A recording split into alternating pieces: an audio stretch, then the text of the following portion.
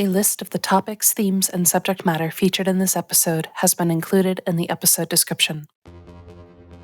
Hi, I'm Kenny, the DM for Fables of Frost and Fur, and I am joined by my lovely cast. Kaylee. Carmen. Matt, that was a lot. What happened? Old magic and revelations. Old magic and revelations. Once again, thank you for all of our listeners. We really appreciate your support, and we couldn't do this without you.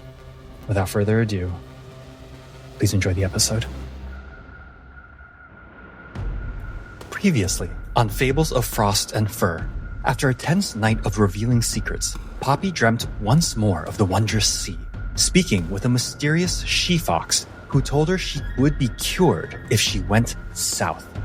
Poppy then fell through the wondrous sea and awoke to find herself teleported into the settlement of Lorraine. With a renewed confidence, she uncovered the settlement's secret before her companions could rejoin her. They had been storing large quantities of a magical substance called glimmerstone. Since the explosion in Vanois, they were desperate to move it further south. Before our heroes could investigate any further, a company of Frostguard arrived, only to be met by a cell of Pat Rouge. In the chaos of battle that ensued, Vianne unexpectedly used magic to target the boxes of glimmerstone, causing a massive explosion like the one in Vanois.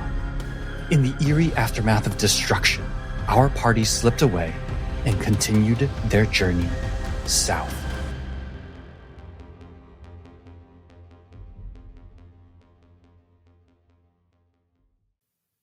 Beams of sunlight stream through the massive windows of a library.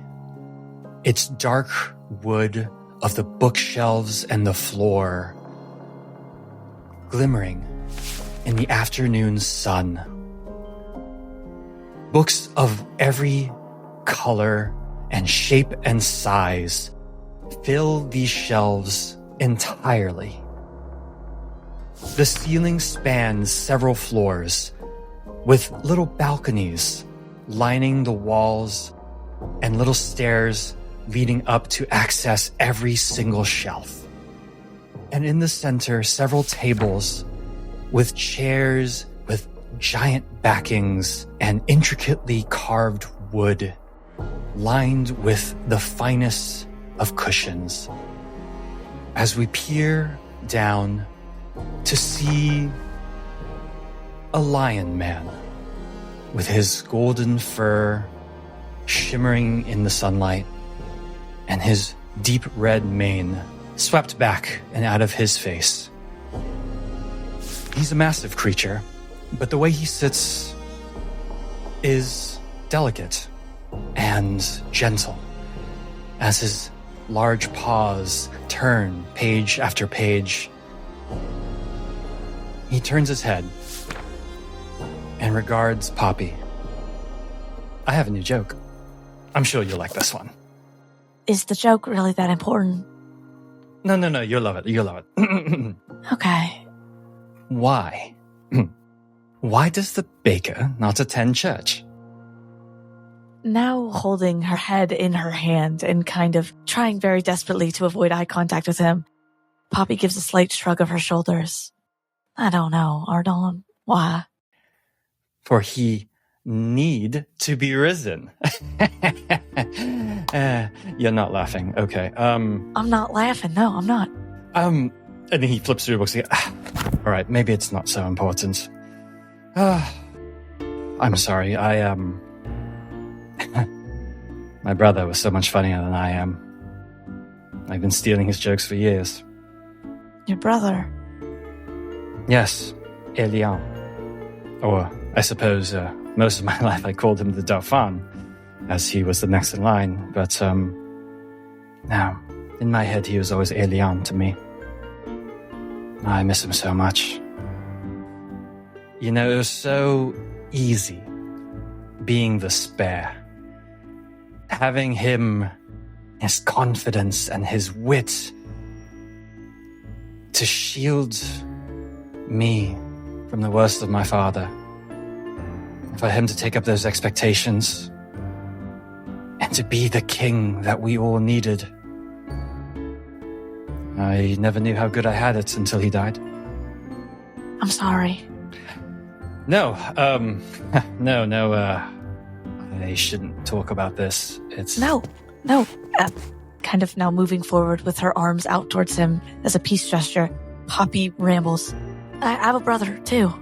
Miss him every single day. So it's nice to hear. Ardon's ears perk up, and he turns and faces Poppy.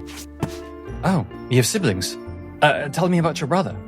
Well, I haven't seen him in a while now, but he could always get himself out of trouble.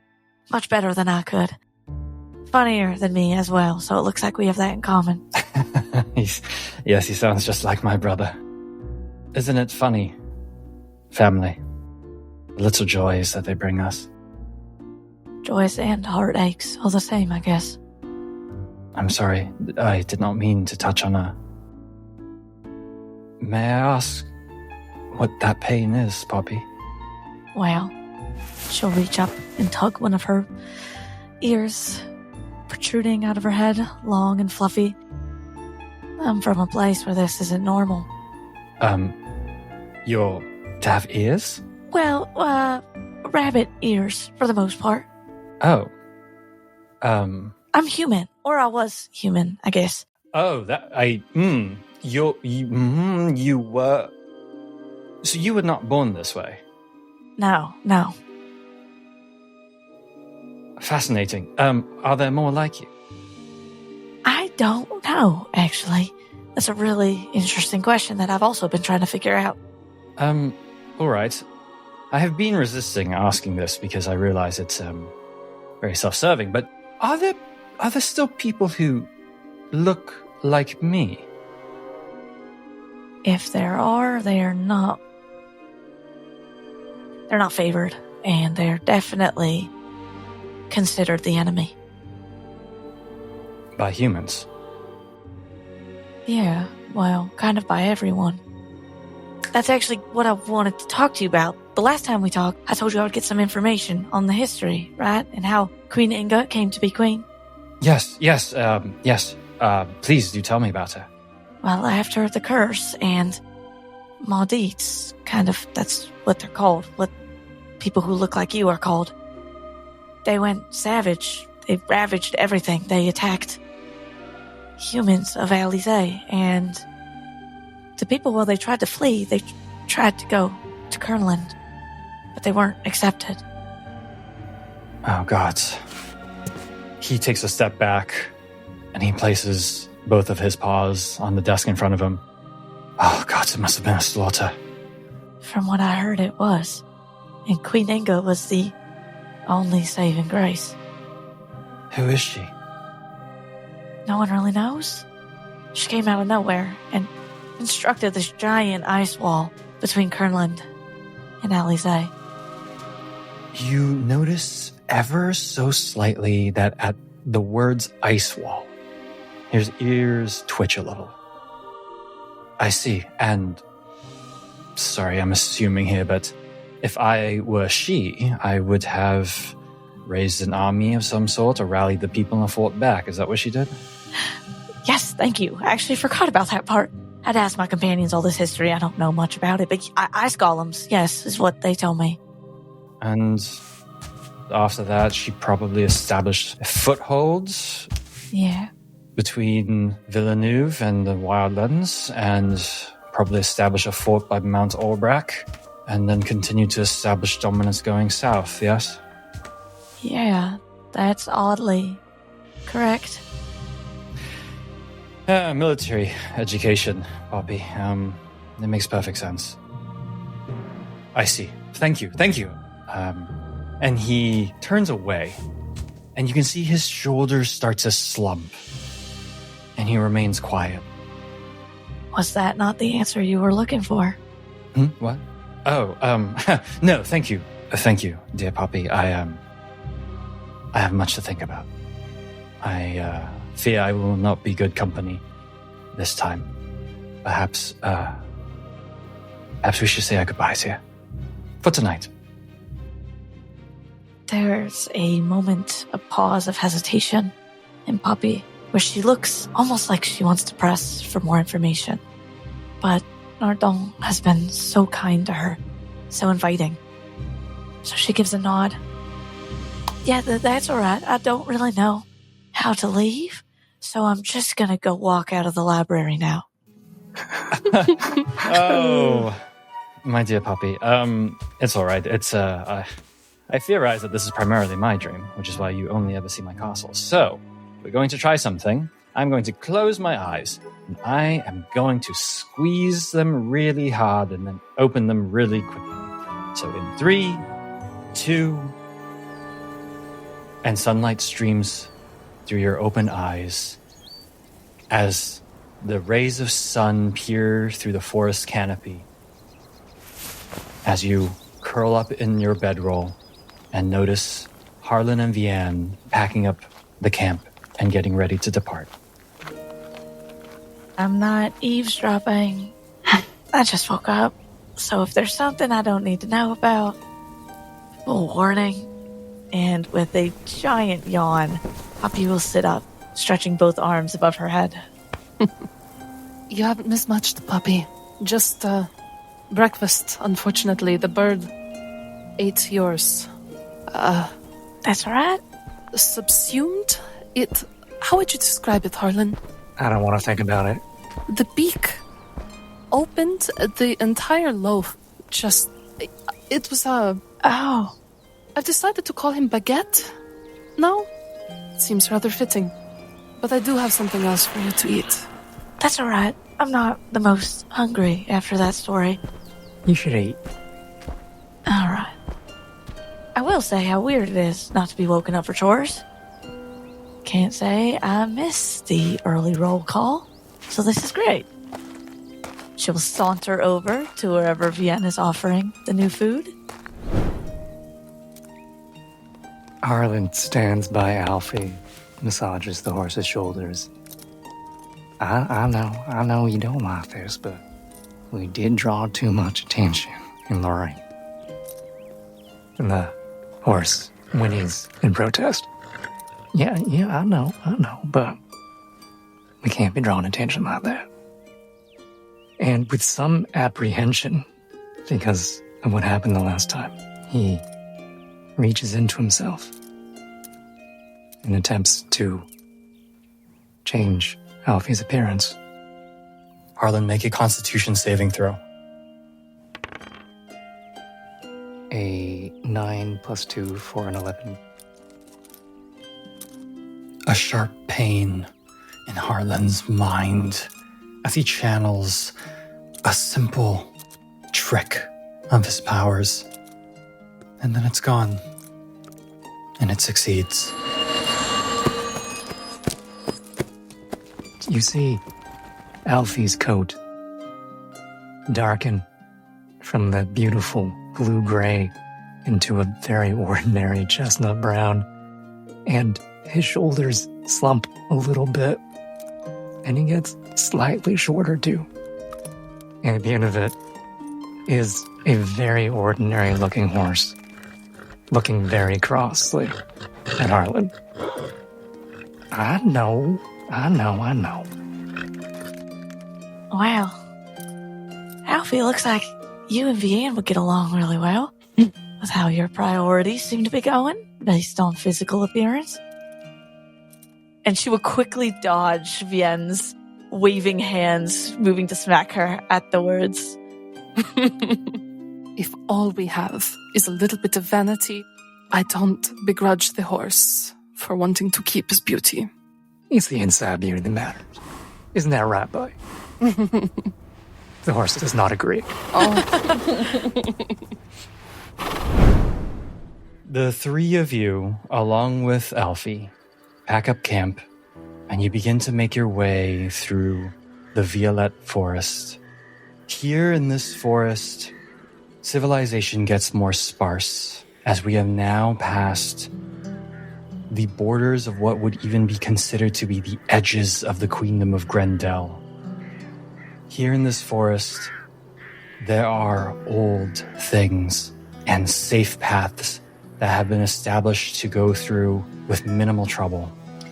But even then, on occasion, stories come out of this forest and the lands further south of old things, unknowable things that have existed long before the kingdom of Alize or the queendom of Grendel. Vian grew up not far from here. Like Adele is just on the other side of these woods, and yet none of her cousins or friends ever dared to play in these woods. They knew that the stories that came out were not nearly as bad as the stories that it kept for itself. The paths of safety are faint. Poppy's trained eye, Harlan's carefulness would pick them out. But Vian herself knows them because she has walked them herself, not with any guide, but under threat of death behind every tree as she made her way north 30 years ago. And so she leads the party south, taking position at front and growing quiet. Time is hard to track when you're traveling through these woods. Trees pass and maybe they blend together. Maybe it's been the same tree the whole time. But Poppy is doing her best to keep them in line. And although Vienne has positioned herself in the front, Poppy is using her now much more common strength and speed to dart ahead at times, keeping an eye out left and right, and just make sure that nothing untoward is happening as much as she can. There is a moment, though, when several minutes have passed and nothing seemed to be out of the ordinary, that Poppy assumes the position at the very back of the train to take a moment to herself and peer in to the sea, something she hadn't done in front of her companions yet before. And as she does so, she feels a jolt of energy in her body. She now has more control over this newfound ability. And as she walks, her mind and her vision are in two places at once. She walks with her friends, but she also walks along the gentle waves of the wondrous sea. And in the sea, she can observe in the distance. Caught between two worlds and trying to act as if she's only a part of one, Poppy quickly glances around. There's a reason she's back, and the hopes of those glimmerstones still encased in water, floating in the air, is the main one. As she continues to walk, she turns back around, and then she turns in front, and in the far distance she sees what she recognizes as little bubbles of water in the far, far, far distance, both in front of her and behind her. Instinctively, she picks up the pace, wanting to bolt for them, but as she does so, her real body jolts forward, nearly alongside Harlan. Oh, hey, hold on there. Where are you going? Nowhere, I guess. Sorry. You seem to be going nowhere in an awful hurry. Thought I heard something. Harlan looks at Poppy skeptically. And as he stares at her, there's the strangest sensation of almost looking through someone. There's a waft of sea salt and a rush of something like wind in your ears. That's not quite normal. Poppy doesn't seem to be fully in front of him. Hey, Pippa, right here. You seem to not be all here. What's going on? Yeah, I do feel like I'm in two places at once. And Poppy will kneel down. Is it wet? It is not. Sorry, I did not want to hold this party up. Poppy, it is said in these woods that the further ahead you look, the deeper behind you go. Careful not to get too far ahead of yourself. Stick to the path, okay? Okay. Is there something you're not telling us, Pitbo? More to come, once I have something to actually elaborate on. More to come once you have something to elaborate on. Trust me on this one. Look at our little spy, Harlan. What are you hiding from us, puppy? Right now I'm trying to figure out what I hid from myself. Like I said, more to come. Is that something to do with those dreams and that Ardelt fella? No, actually. This hasn't been connected. As of yet. Perhaps in order to keep your mind above your feet, a little traveling conversation as we go, And Vianne looks sharply at Harlan, gestures back towards Poppy, as if to imply, keep an eye on her. And with a lightness in her conversation, she starts to talk about international espionage, like as if it's her favorite thing in the world. Now, that amount of glimmerstone represents a considerable fortune.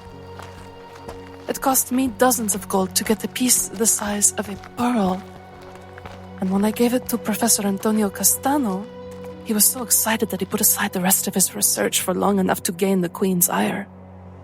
It's a very, very important mineral, and I have never seen that much of it. The Patrouche could not have afforded it themselves. No. No, they couldn't. So, Poppy, who do you think is helping them?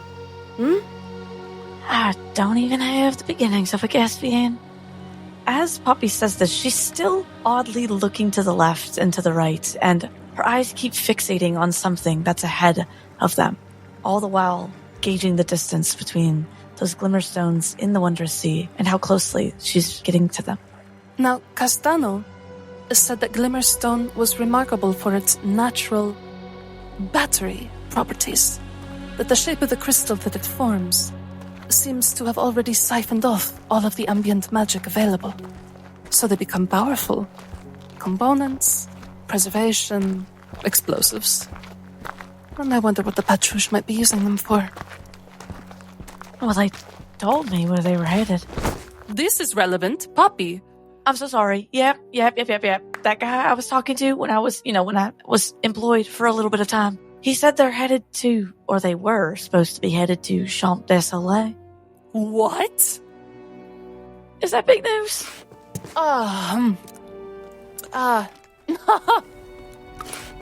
That quantity of Glimmerstone, are you certain that you heard Champ de Soleil? Yes, I am. Oh, hags, bitch, wet tits. Did he seem to imply that this was the first shipment or one of many? No, I think this was one of many. Oh. Frozen Hales. This is news to you, Rhyme Warden?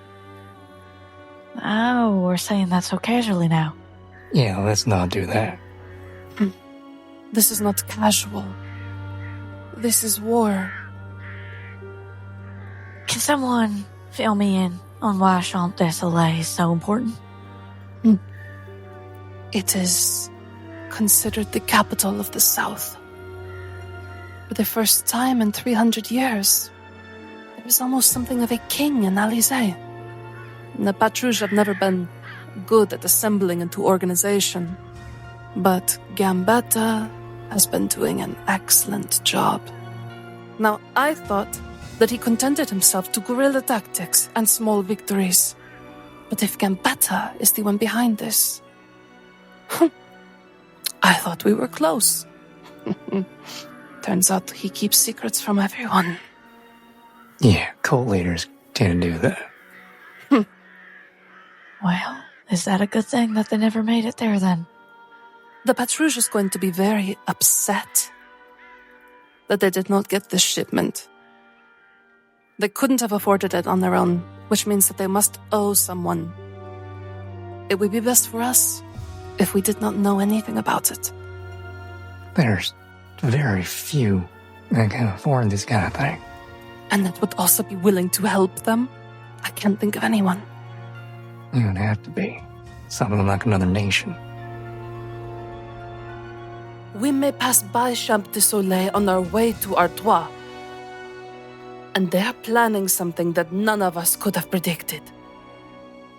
I don't like unpredictable danger, unless I am planning it myself. No. At this, the three of you notice something peculiar. You have been walking for well over 15 minutes, but you swear that you've walked past that downed tree already. Another 15 minutes goes by, and as you round the bend, you see the same felled tree. Past. Let myself get too distracted. There's a balancing act between looking too far and looking too close, and, well, I think the woods may have gotten the best of us. As Poppy continues to walk along, she can see in the wondrous sea that things are shifting, that her vision blurs at moments and then it comes back to, and that the waters are starting to swirl and gather off to the right. In both the material plane and in the wondrous sea, Poppy's head shoots towards that direction. And almost unable to stop herself, she walks towards it, veering off the path and into the woods. Whoa. She feels Harlan's hand grip her shoulder. Where do you think you're going? Pip-Pop? I don't know. But something's not right here. Yeah, that's clear, but what are you seeing? Ripples that aren't supposed to be there. Poppy moves forward towards the swirling waves. And as she takes each step, she can feel in the wondrous sea a presence. Little glowing yellow eyes start to track her as she moves through the material world while peering into the wondrous sea. They are curious, and they get closer and closer. And Poppy can feel a sense of desire to follow her, this curiosity that shouldn't exist where they live. And she feels if she were to shut it off, they wouldn't be able to see her anymore. Pip-Pop, you're scaring me. Mentally echoing her uncle's thoughts, Poppy feels fear.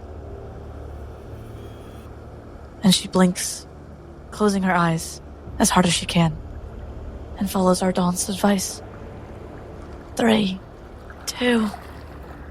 When she opens her eyes, all that is in front of her are woods, and the eyes no longer staring at her.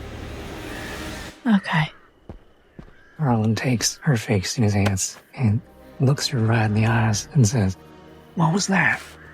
I don't know. I don't know what's happening. You saw something, yeah? Yeah. What did you see? Her gaze flicks over to Vienne, then back to her uncle. I haven't said anything, because I didn't really know how to explain it. But it's different. It's different than when I see Ardon. And it happens now when I want it to. But I've been going somewhere and seeing things in tandem to what's happening right now. It's not a dream. It happens right in front of me. And it's the most vast, open sea you could ever believe. There's worry etched all over Harlan's face as he hears her say those words. Vienne feels a chill run up her spine, collect in the fur at the base of her ears and begin to shiver. Has anything seen you? I think something just did. Oh.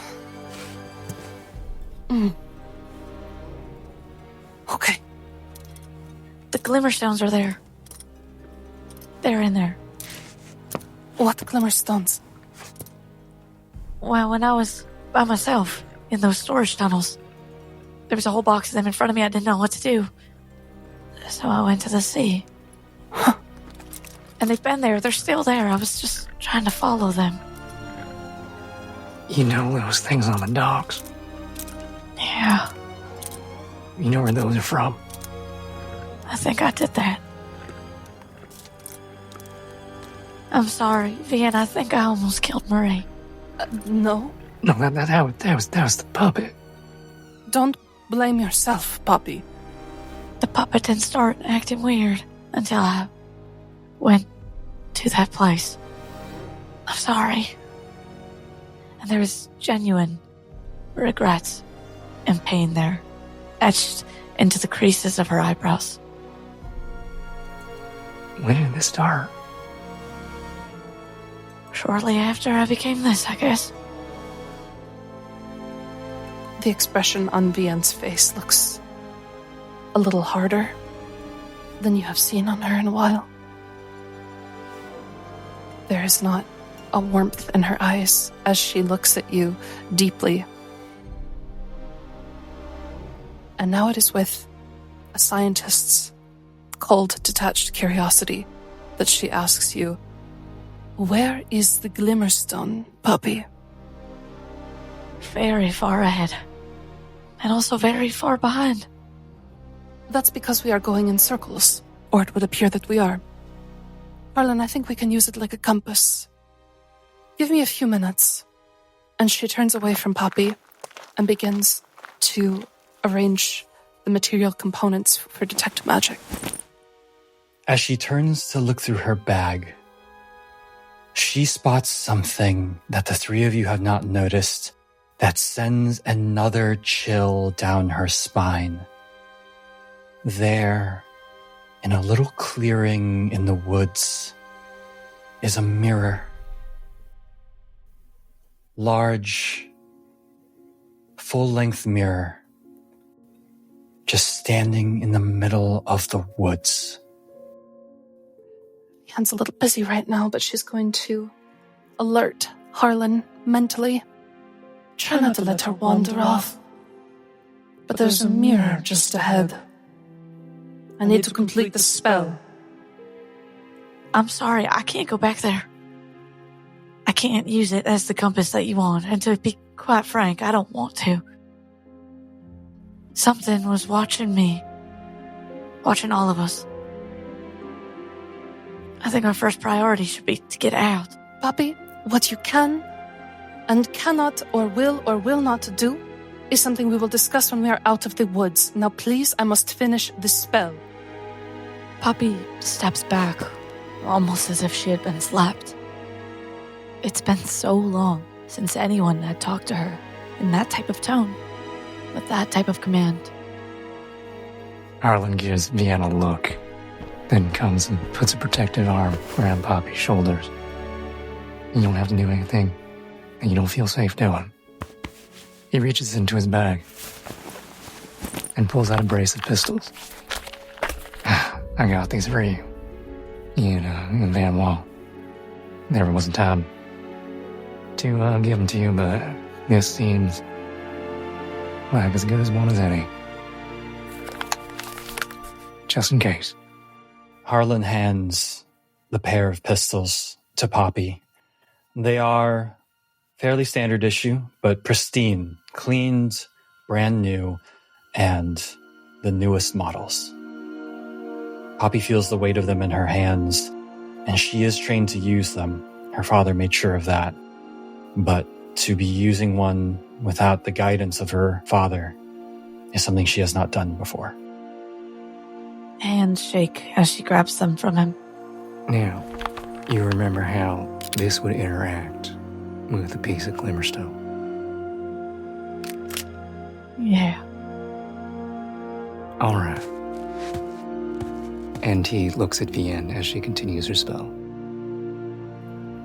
At the conclusion of the ritual time, the little book at Vianne's feet, filled with ink on parchment, begins to descend through dimensions as ink turns to smoke and rises around her. It clouds over her eyes and twirls into her hair like a lover's embrace as it takes over her vision.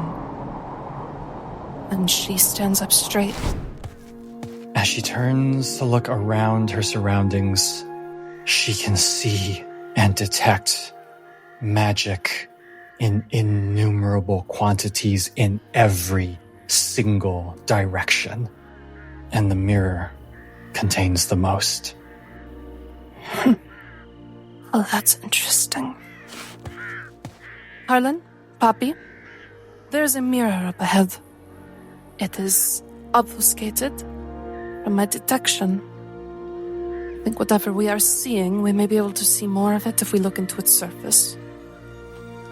And she leads the way.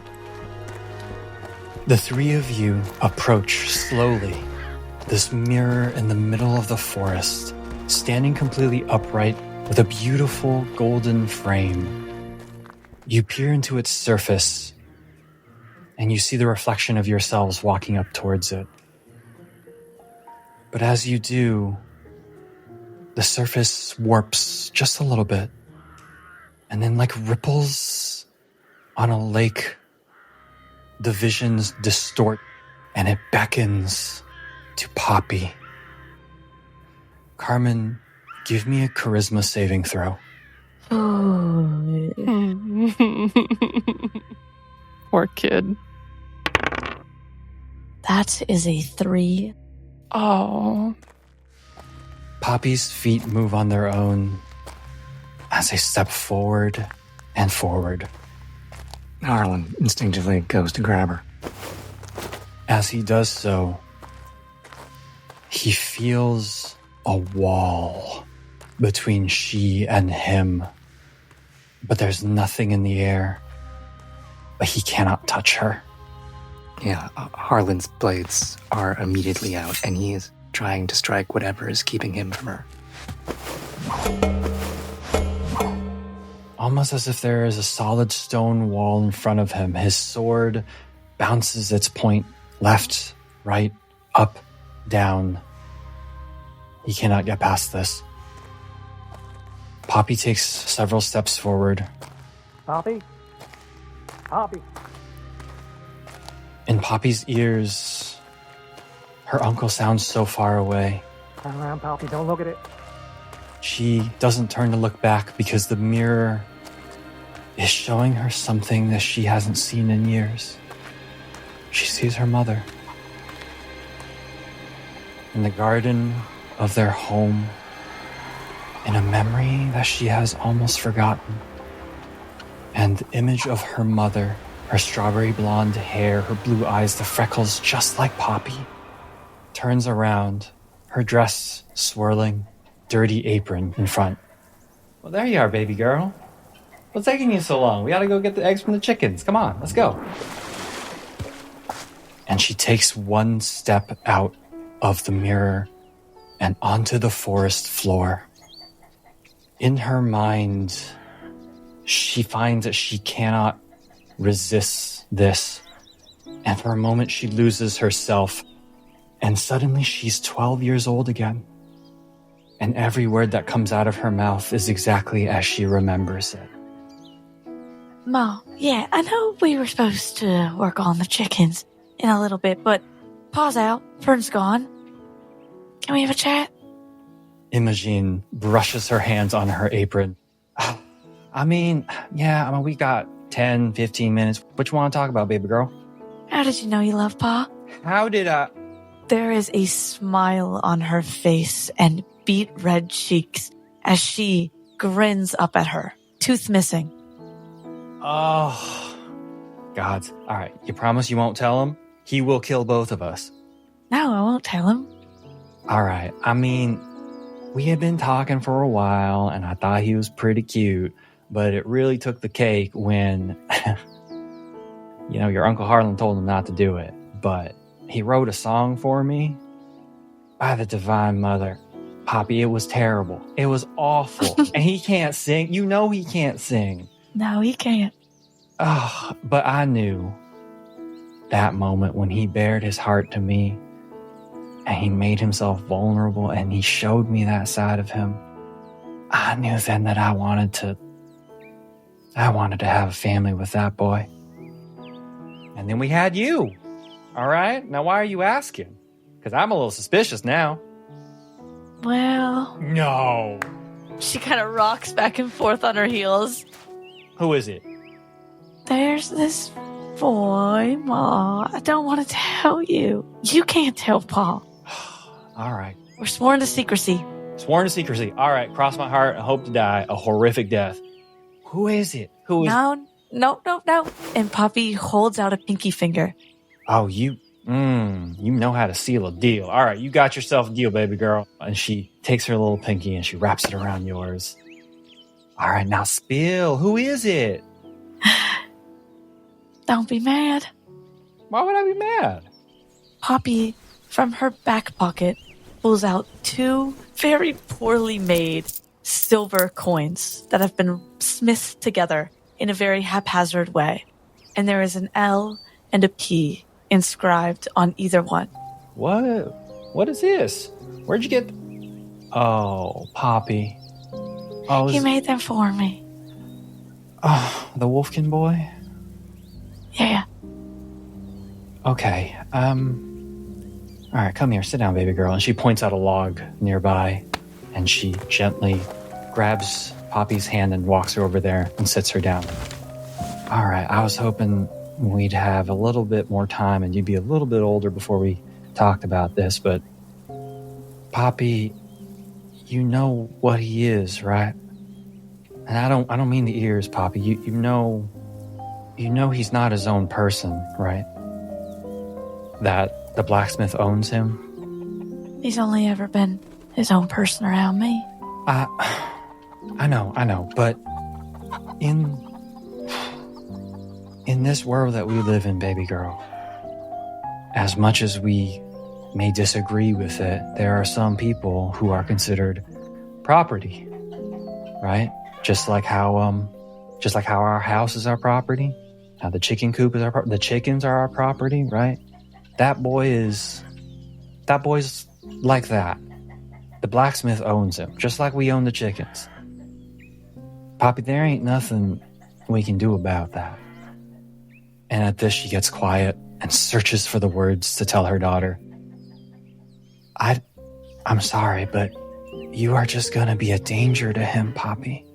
No. The two of you are just gonna get hurt, and I love you, and I don't want to see you hurt. No. I wouldn't. I would never hurt him. Not on purpose. No, baby girl. I know you wouldn't, but there are just some people in this world. There's some people in our village, Poppy. They're good people, but they talk. People are gonna hurt him for loving you, Poppy. And I need you to know that. Okay? Gripping the 2 silver coins in her hands, now drenched in sweat, after the less than ideal conversation with her mother, Poppy diverts her attention and looks over their backyard at the small, quaint chicken coop and the little beasts that are wandering all around it. You can buy a coop. You can buy it from someone. You can buy it from someone. Oh, baby girl. And she embraces Poppy and squeezes hard. You are so strong. I know you'll find a way. Just be careful, okay? Just be careful. And Poppy can feel her mother start to fade into smoke. And when she opens her eyes, she's just sitting there on a log. And the mirror is just a mirror. Tears streak down her face, and where, in the vision, she had been gripping 2 silver coins, now nails dig into her own skin, and blood trickles down her flesh. As the blood drips down and falls to the forest floor, Poppy turns her head back to Harlan and Vianne, who stand there, having heard and seen all of it. See Harlan breathing hard as he had been slamming himself against that invisible barrier until he heard the beginning of her talking about Lucas. And Vianne, with tears running down her own face and her hand on Harlan's shoulder. She was right. Oh, Big Pop. I think she's always been right. Why didn't I listen? Poppy, you are experiencing a memory right now. It is very much like us walking through these woods, that we find ourselves going in circles. We must continue through. There's a pause. She takes one final sniffle, and without anything else, begins walking back towards the path. The three of you, with Alfie in tow, make your way further into the forest. You spot in the distance another mirror, and you walk closer and closer to it. And as you do, it beckons. Kaylee, I want you to roll a charisma saving throw for me. That's a 2 plus 7 is a 9. As you walk closer, all of you hear the sound of a stove and the gentle sizzling of a pan. And as you step closer and closer, Vianne's movements are not her own as she approaches the mirror. And before you see it, you can hear it. The loud, angry clattering of a wooden spoon on a steel pan. Vianne's height gets shorter and shorter. And stepping out from behind the mirror is a woman with auburn hair and a scowl on her face, exactly as she remembers. Vianne, I have told you, you cannot leave the village, no matter how much you wish to do so. It is for your own safety. You must Amore mio, please. I am not a child anymore, Mama, please. Papa, Uncle Wilhelm, always making the trips to the village. Why cannot I? Your father is the only one allowed to do this because he keeps us safe. I know you do not understand this, but you will know when you are older what we have here in this village. It is beautiful. Bellissimo. We know. Basta, cazzo, Mama. Safety in the village. Come on. There is life outside of it. I want to see more than what we have here. Why don't you let me out? No, child, you do not understand. The things that we have seen, the peace that we know here. Because we keep this a secret. We must keep this a secret. The things they would do to you, my girl, if they knew you existed. And you keep it a secret from me. Come on, Mama. Why do you think that I want more than what's here? That I need more than what's here? Because you have been on the seas. You know what the world is. I just want a piece of what you had. And I know that it is terrible. And I know that he would eat you alive. And I do not wish that for you. I wish to keep you safe here in this place where you can grow old with your mama. But I can cook you dinner every night and we never have to worry. Not as terrible as you, Mama. I hate you. You see this woman's hardened face break. Tears well up in her eyes as she puts down the wooden spoon and she swallows. And a moment of silence passes until she looks back at Vianne. Her face hardens and she walks over to her with great haste, grabs her by the arm hard, and she drags her over to the chair in the corner. And she sits down and she bends a little Vianne over. No, you will learn. You will learn the hard way. This is what happens when you want to leave the safety of our home. And she spanks Vianne hard over and over and over again. And when all is done, She stands her up, and she kneels down and grabs Vianne's face and says, I am sorry, amore mio. I love you, and I do this because I love you, and I am trying to keep you safe. This is our home, and we fight for our home. People don't hurt people that they love. And she storms away. The gentle patter on wood become the sound of Vianne's heels on the forest floor. As she steps away from the mirror, which now shows just a reflection.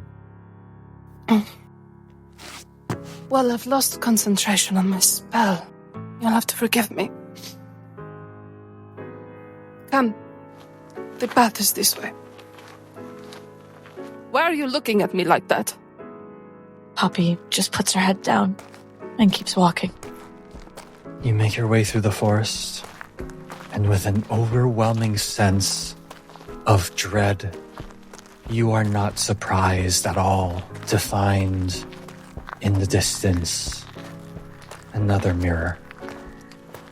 It's heartbreaking to see your own failure portrayed in front of you. It's even worse to watch someone like Vianne's displayed for everyone to see. But the idea of Uncle Harlan, who has been the rock for Poppy, through this whole thing, being put on display so vulnerably, it breaks something in her. And she grabs his arm, holding tight. This is old magic. There's no fighting it. And he walks forward. You notice that this frame is much, much older than the other two. It's rusted, it's dirty, and it beckons. Matt, give me a charisma saving throw. 26. Ooh. As Harlan steps forward, he feels the pull of the mirror, the whispers in his mind. But he knows what he's walking into. His trained, keen warrior's mind resists this. And he can feel something ancient in the back of this. And it tells him that he is free to resist this. But should he show what it's asking for, it will reward him in kind. As you step closer to the mirror, the three of you peer in to find the shimmering surface gave way to a cozy, warm cabin with a fire raging and a woman sitting in a chair. She has black hair, black as night, and beautiful golden brown eyes, and a gentle demeanor. As the scene around you becomes the cabin, the forest disappears and it makes way to wooden walls lined with furs, floor covered in beautiful rugs, and a raging fire. The woman turns her head at Harlan. She smiles. Hey there. You ready for your bedtime story? Yes. And he runs towards her. As he runs towards her, every step he takes, he gets shorter and shorter until he's a boy of no older than 5. She picks him up and plops him right on her lap, and she pulls a book out from behind her. Now, where were we? Ah, that's right. And then the little boy, and before she can continue, a commotion outside, and she whips her head at the door as it bursts open, and you see a man with matted brown hair pulled back and clothes older than any of you have seen, as he's holding an ancient pistol in his hand, and he is panicked. Aislinn, we have to pack up everything right now. What are you talking about? We have to pack up right now. Get everything. Screams and gunshots erupt from outside, and he whips his head around. He turns back, and he sprints at the woman. We don't have time anymore. We don't have time. Let's go, right now. And he forces them out the door. Aislinn runs out first, and she has you in her arms, and you peer behind her at your father, Locke, as he fires off a round of his pistol into the night. You hear the horrifying sounds of growls and the tearing of flesh and the screams of people you know. And you run. And you run and you run. A yelp from your father as he is dragged into the deep, dark black of night. You scream and you scream and you scream as your mother shouts into your ear, "What's wrong? What's wrong?" He has no words. He just buries his face into his mother and cries. And she keeps running until her foot gets caught in something. And she trips, and the two of you fall. You scrape your face along the dirt as you roll away from her. You tilt your head back up. You see your mother reaching out a hand towards you. And before she can start to crawl, her eyes widen, and she is dragged into the black of night. He's frozen with fear, and he has no voice. Frozen to the spot. He doesn't know how long he's there. But eventually, from out of the darkness, a looming, hulking mass walks out. And it steps on all fours towards him, its fur matted with blood, horrific, spiky protrusions from its back and its arms, horrific, monstrous face, scarred and covered in blood, and it stares at this little boy. It smiles, a terrible smile, and it jeers and says, "Run." The instincts kick in, and he runs. Faster than he thought he ever could. He can't feel his legs. All he can hear is his own breath and his own heartbeat. He doesn't know which way he's going. He doesn't know anything but terror. Every step that he takes gets heavier and heavier until they become the boots that Harlan has worn for so long as he runs straight into Vianne.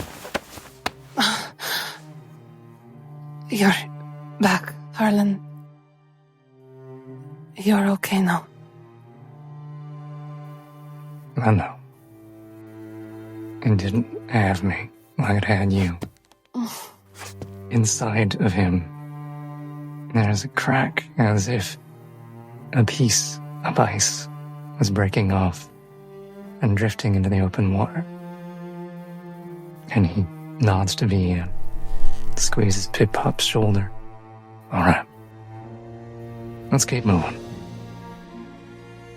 It would seem that now that we have looked back, maybe we can all go forward.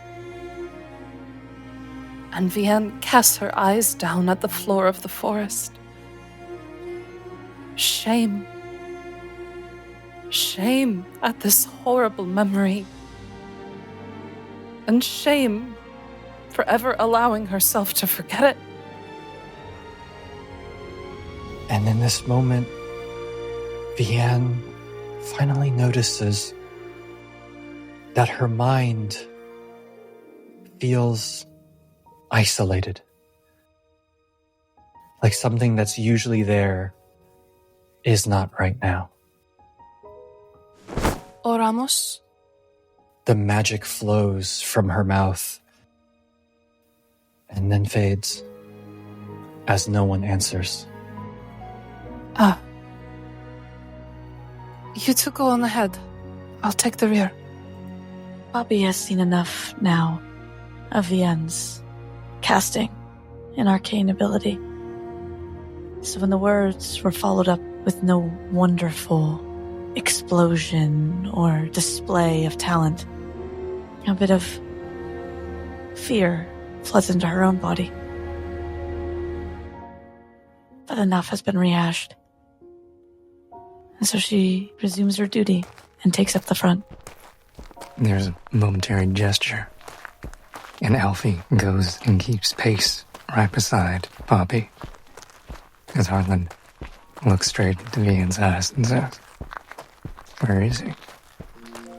He'll be there when I have something he wants. Much like he did to Poppy, his arm wraps protectively around the foxkin's shoulders. You walk in silence as you make your way through the forest, and the trees do start to change. But you notice that there are no sounds of wildlife here. There is no wind rustling the leaves. It's almost as if the forest itself swallows everything. You make your way to what appears to be a little clearing. Now that it's dark, you squint to make out a light in the distance. A cabin, it seems. But more importantly, it surrounds a massive tree, unlike anything you've ever seen before. It oozes a glowing, metallic substance, and it beckons to all of you. The tree. You feel it calling to you. Of course. I don't need magic to know that that is magical. Probably best to avoid it then. I don't think that's the way things work here. No, monsieur, that is not how that works here. And you see a woman appear. She's wearing a work shirt and overalls. Her hands are gloved, and she has a leather belt around her with many, many, many pockets and many tools in them. Her blonde hair swishes in a braid as she approaches you, her piercing blue eyes gazing at the three of you. Well, congratulations are in order. Those whom the tree chooses usually do not end up passing its tests, so congratulations. The tree chooses. Yes. Yes, it does. Based on what? Who knows? Maybe it wants to experience life as we do. Maybe it wishes to peer into what makes us work. Maybe there is no answer. Maybe it just is. Apologies, my name is Blanche. I am the vitrier.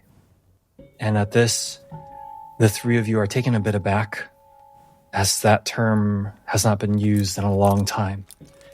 That phrase would be now described as a glazier, a person who makes mirrors and glass.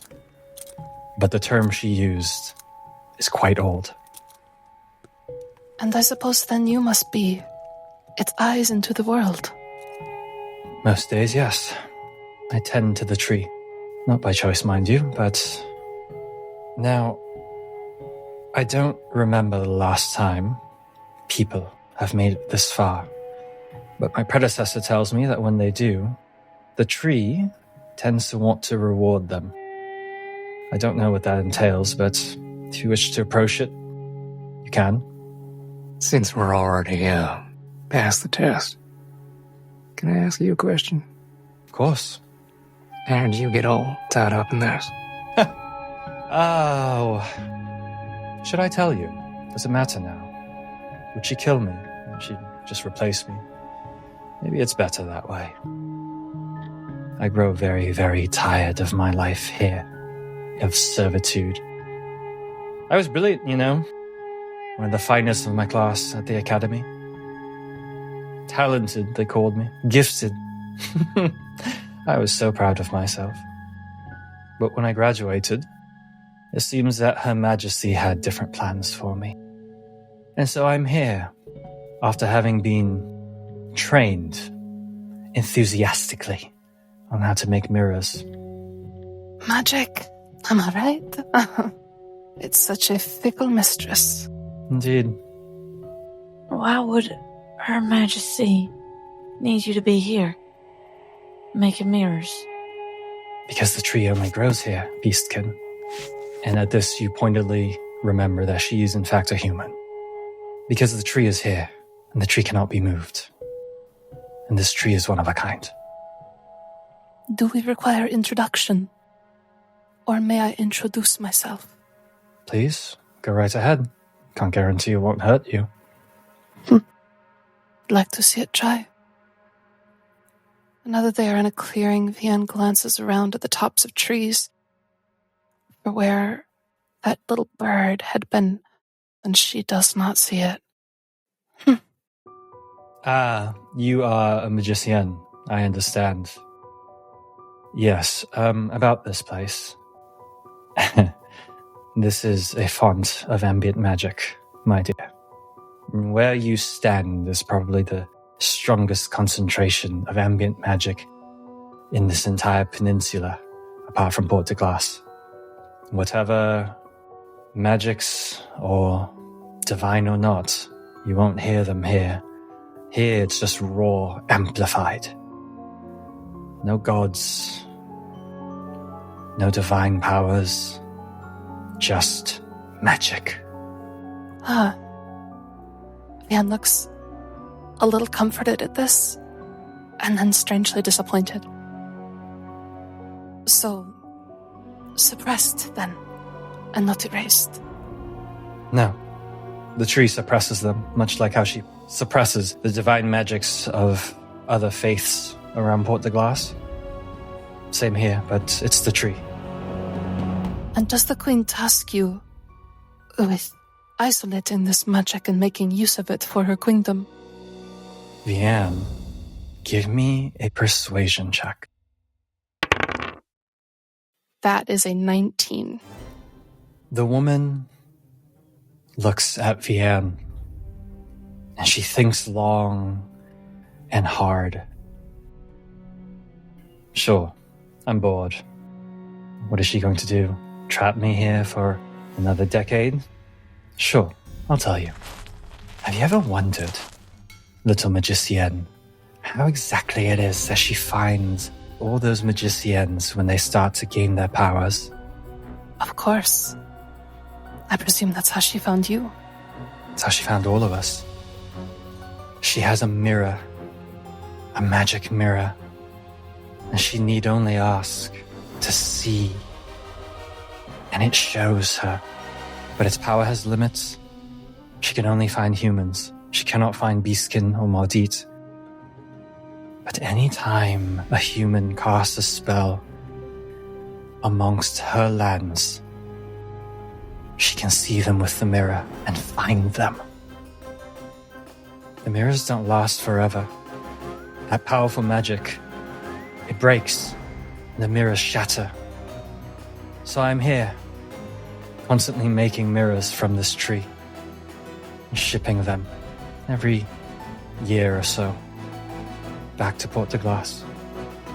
Oh, Divine Mother, it feels good to actually say that to someone. Oh. Well, if she comes for me, then I shall welcome that witch with a fireball to the face.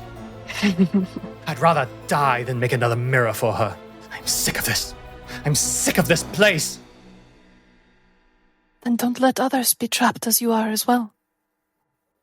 She would replace you. But it seems that you could break the cycle. Ambitious you are, but she will know. 6 more months will pass, no mirror will come, and she will send another. And the tree has its way of being found when it wants to be found, and it does not like being alone. It will make room for the next. I'm afraid that is an inevitability. I appreciate you caring, though. Now, I do believe you have a reward to collect, don't you? I have a frame to carve. Vian nods solemnly, and then gestures for her companions to step toward the tree. Poppy follows, but she seemed out of it. She has ever since the first mirror. Harlan has been very quiet since realizing this is an agent of the Queen. Alfie makes himself at home around the little patches of grass around this cabin, around the little gardens, and grazes gently as the three of you approach this ancient tree. And as you do so, you can see that much of the sap that has come out of it has hardened into a mirror-like substance, reflective, disturbing. And as you approach, in your minds, you can feel it beckoning to one of you. And it beckons to Poppy. And it beckons her to come forward. And in her mind, she can feel it asking her, offering to her. It will show her, as much as it can, the answer to a single question that she asks. Carmen, what does Poppy ask? It's a simple one that she's asked over and over again. Faced with endless opportunity, it's the only thing that rises to her mind. What is happening to me? The earth beneath you rumbles. The leaves on the tree shake. And more silvery liquid sap oozes from the tree and piles beneath your feet and hardens until you see a flat surface, a mirror in front of you. And as the three of you look on, you see in the reflective surface a rippling and then darkness. As you hear in your minds the sound of crashing waves.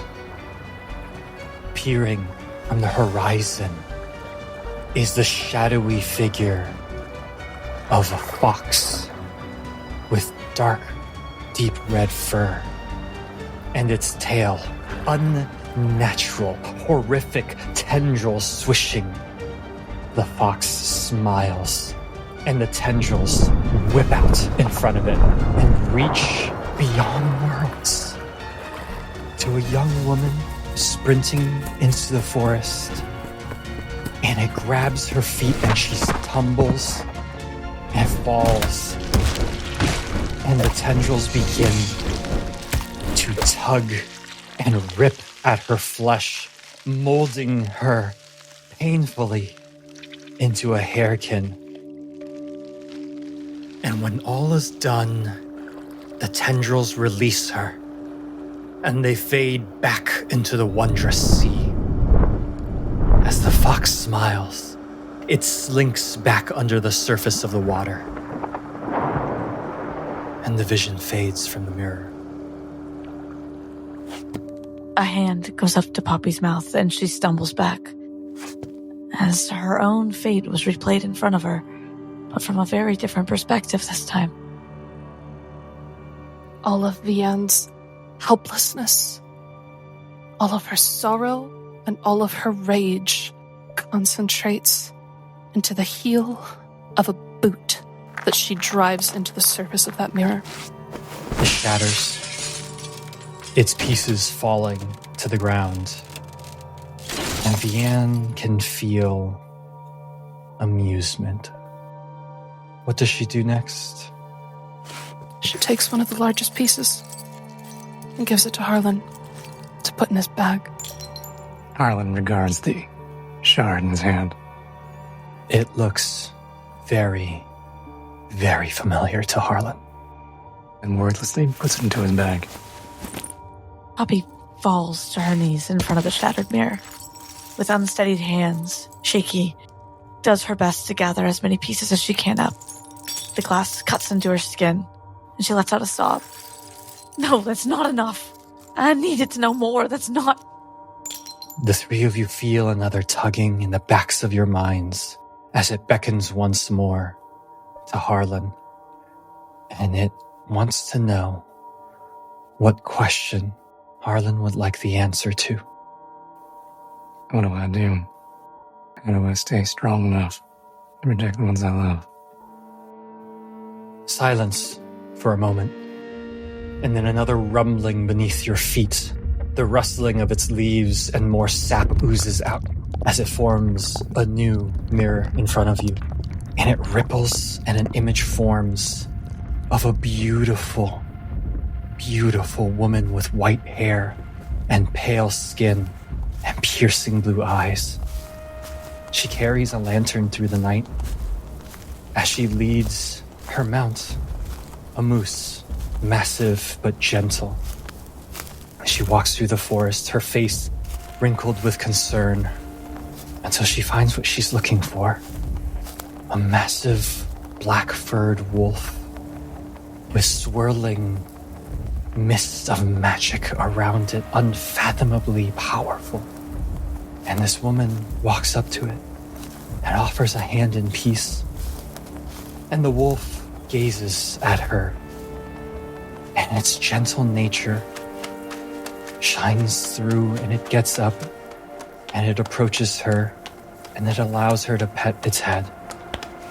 And then she forms a dagger of ice in her hand, and faster than any of you can see, she plunges it into the wolf's neck. What ensues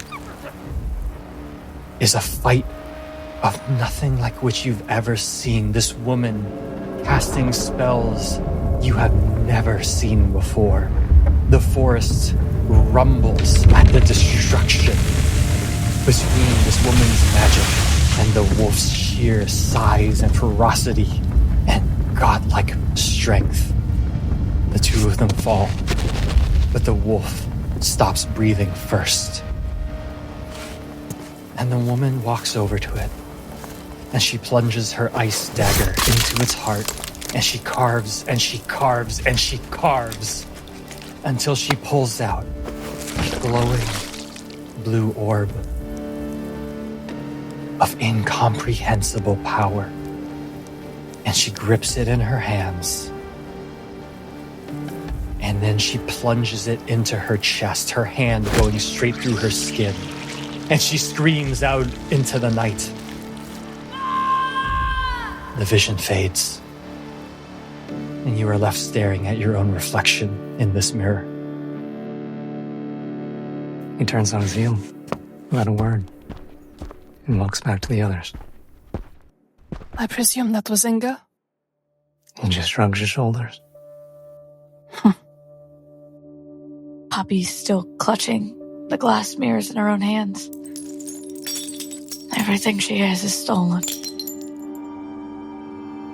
The tree tugs at the three of you once more, and it reaches and it beckons to Vianne.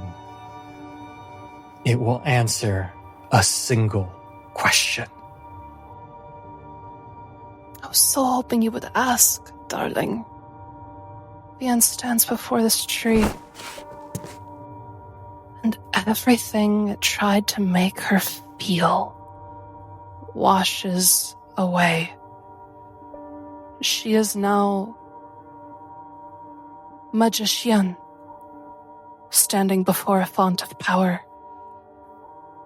Even without her spells, she feels the sea, and so she peers into its glowing heart and asks aloud, "What is the source of the curse?" As the words leave your lips, you know that by asking this question, Vianne asks the heart of the conflict at the center of the kingdom of Alizé and the queendom of Grendel, and every single soul in between. Of the reason for the strife of an old kingdom, the deaths of its successors, the emergence of a beast-like people, and somewhere along the way, the creation of the beastkin, who are not quite cursed, but not quite free. The earth beneath you rumbles. Leaves shake violently as sap pours from the tree and forms the biggest mirror yet, covering the entire surface of the tree. It ripples and it warps, and it goes on and on as if struggling to find what to show. Until finally, you see it's the dead of night. Trees rustling in the wind. You see the same white-haired woman in a beautiful sheer dress walk out into a lake, and the water rising slowly until it reaches her waist. She has tears in her eyes. The three of you hear a voice emanating. And the voice is not from this memory. It is from the woman. And it plays over and over and over in her head as her heart breaks. And she can hear a voice that only Poppy recognizes. And she hears it say, "Now Alizaean will die for your war." And as the tears stream down this woman's face, she says out loud, "And there will be no Alizaeans." And she plunges her hand into her chest, and she rips out her heart, a glowing, six-pointed snowflake. As her companion, her beloved loyal moose, calls out from behind her, you see a book drop from its bags and fall into the water and sink underneath its surface as she painfully holds her heart in front of her. And she begins to whisper an ancient spell, a powerful curse that demands sacrifice. And she offers her heart. She drops it into the lake, and the lake glows a sickly green color, and erupting from it, a massive streak of powerful, pure, ambient magic, focused and funneled. And you see a bird's eye view as it travels miles to an old walled city made of architecture you have never seen before, the capital of Artois. And it sweeps through the entirety of the kingdom of Alizae.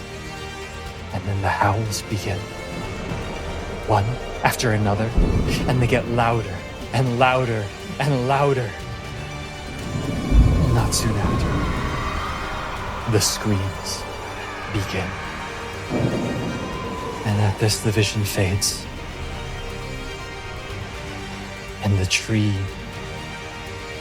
stops tugging at your minds and is satisfied. Vianne staggers back. She feels her feet clinking against the solid surface of the hardened sap. She feels the mist in the air and tears on her cheeks. She has always wanted too much, hungered for knowledge that wasn't hers. But just now, seeing this vision and looking back towards Harlan's stunned face, expression on Poppy's, those wide eyes, Vianne knows now why sometimes you do have to hurt the people that you love. I don't think the forest will stop us anymore. That's it? We're not going to talk about what we just saw. She built a kingdom on the bodies of those that had lived there before. You fight for her, and Poppy wheels around to look at Harlan. You dedicated your entire life to her. She's not who I dedicated my life to. Yeah? Then try to do any of it without her. And she drops the fragments of glass in her hand, and they shatter against roots and grass and the ground. Poppy, had you ever seen that figure before in your mirror? No. a heaven. And Poppy thinks to all her journeys into the wondrous sea, all the time she spent there. There had been another nine-tailed fox, but this one had only emanated goodness and purity. Nothing like that monster that they had seen in that mirror. I've never seen anything like that. Well, what does this change for us? I'm still gonna do whatever it takes to keep you safe. You may not have the means to. And Poppy turns on her heel and begins walking. As Poppy turns and starts stepping into the forest, she walks past Blanche, who just nods her head silently. And as Harlan and Vianne pass by, Blanche reaches out and grabs Vianne by the arm, pulls her aside and whispers in her ear, "You're going to want about an hour to attune to this. But after that, if you should ever wish for a moment of silence, simply slip it on." And she hands her a silver ring and closes her fist around it. Vianne kisses each of her cheeks and bids her adieu. She nods. The three of you collect Alfie, and before you know it, you found the road again. And you silently make your way south.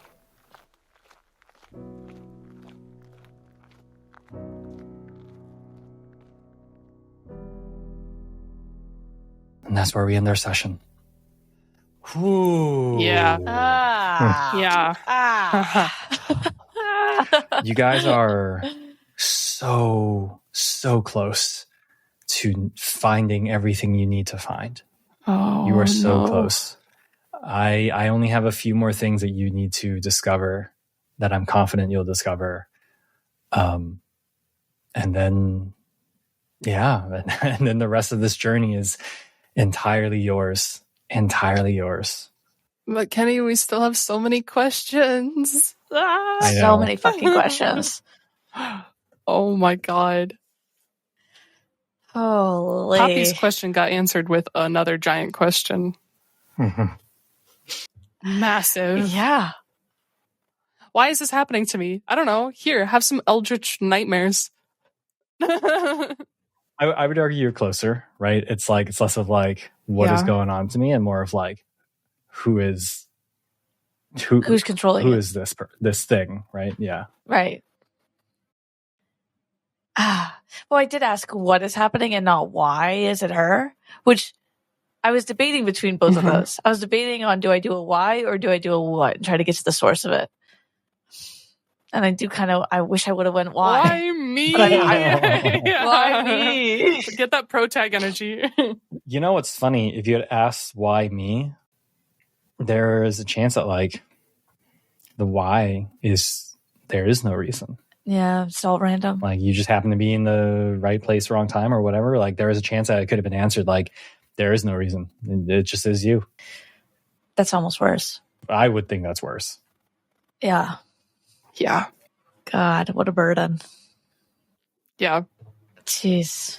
So I don't know if this is a little self-insertion here, but the minute that I saw that mental image of a horrible, evil fox with tendrils for tails, I was like, "Hi, patron? Is that bloody you? You monster." Yep, I thought the exact same thing. I was like, no. This is definitely not it. But yeah, Vianne had a little outburst because I was screaming. To be clear to the listeners, Kaylee and I have talked. If you liked this sneak peek, you can find the rest of this post-session chat and much more on our Patreon. Also, if you'd like to interact with myself or our fabulous cast, or just chat with fellow fans, please join our Discord. Links to both are included in the description. Thank you so much for listening, and we'll see you next time.